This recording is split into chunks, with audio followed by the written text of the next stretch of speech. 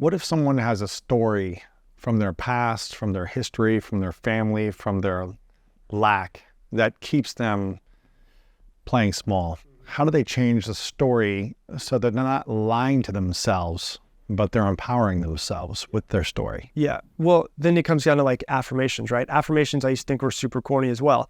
I'm like, all right, I'm just going to talk to myself and I'm going to believe this. Because a lot of times people are like, okay, I'm broke. I don't have any money. I want to attract money. I want to be somebody who has money. And so they're like, I'm going to create an affirmation around money.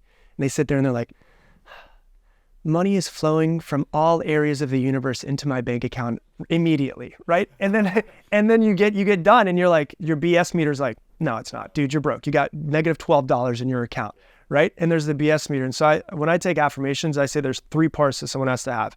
Number 1 is they got to be true. Number 2, it's got to be present tense. And number 3, it's got to be empowering. And so someone Give me an example. If someone's broke and they want more money, yeah, how can they create a story, a narrative, a script, or a story that will empower them to attract more? I am committed today to working my off to make more money.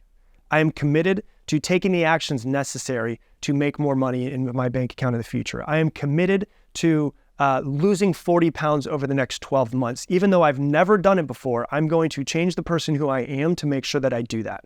And so it's not about like sitting there and, meditating and just imagining the money coming into your bank account. It's how can you make it true, present tense, and empowering. Today, I am committed to taking the action I need to in order to make more money in my bank. Today, I am committed to making the action I need to make my children feel like I love them, to make them feel more love that I maybe haven't been giving them over the past couple of years because I've been so busy working. Right. And so it's literally about how can you make it true, empowering, and present tense?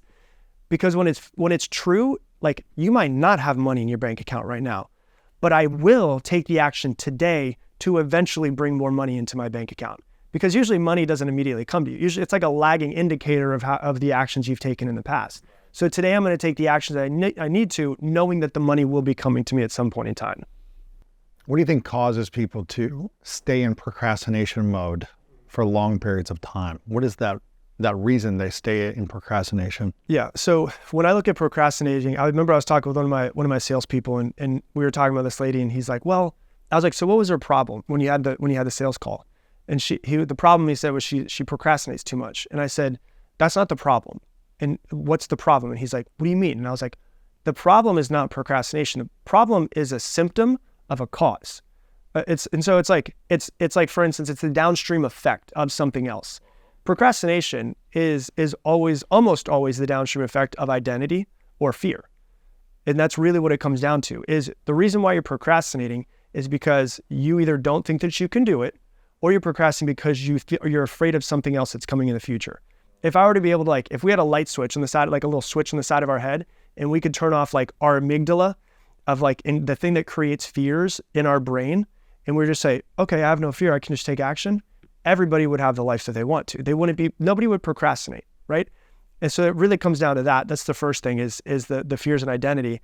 And the other thing is the reason why somebody's doing something. And so like one of my things when I used to give a lot of talks, I used to love doing this, is I would say, you go into a company and everyone makes like $40,000, $50,000, $75,000 a year, $100,000 a year. And I would sit in front of people and I would say, everybody here, what is the percent? This is very drastic. I know everybody who's listening, but this is very drastic for you to be able to hear, right? I would say, hey, what's the percentage chance of you making $1 million in the next 12 months? And everyone would be like 0%, 0%. And I would say legally too. Right. $1 million legally, like not go sell drugs, but $1 million legally in the next 12 months. And people would be like 0%, 0%, 1%, 2%. There'd always be like one person who really believes himself. They're like 5%. And I said, okay, let me change it up just a little bit. What's the percentage chance of you making $1 million this year? And if you don't, everyone that you love dies. Mm. Everybody goes 1,000%, 100%, 100%, 100%. And I said, hold on then. The time frame didn't change. The goal didn't change. What changed is that you actually care. You actually have a why behind it. And I would say, would you ever, if your children's life, if your wife's life, your mother's life depended on it, would you procrastinate? No, you wouldn't. You would just do what needs to be done because the fear of losing them is greater than the fear of being judged or the fear of failure. Right. And so I think that procrastination is never the problem. It's always the downstream effect of something else, which is either they don't have a why that's strong enough, their identity is holding them back from thinking that they can't be a person that can achieve it, or they have too many fears that are just holding them back from taking Yeah, and I it. think you got to have the why that's strong enough is the main thing, because whether it's $1 million or 100,000 or whatever the number is, first off, do you want that thing bad enough, and why do you want it? If it's the $1 million as the example, why do you need that? And why can't you be happy with where you're at, or whatever it might be?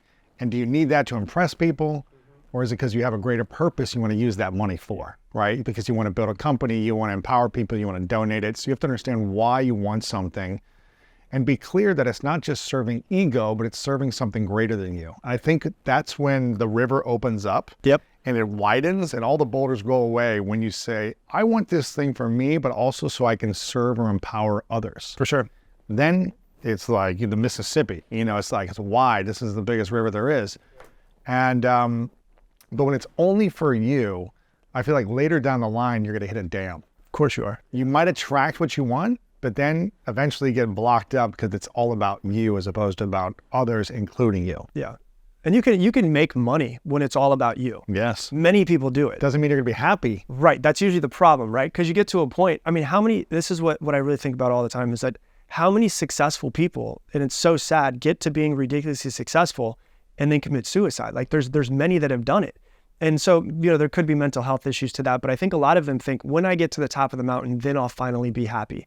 But it's always about like, it's not the top of the mountain. It's not the destination that's going to make you happy. It's about finding your happiness in the journey to get you to where you want to be. The average child is reprimanded 8 times more than they're praised, which means the average child thinks, I don't know what I'm doing subconsciously, or I'm not good enough subconsciously.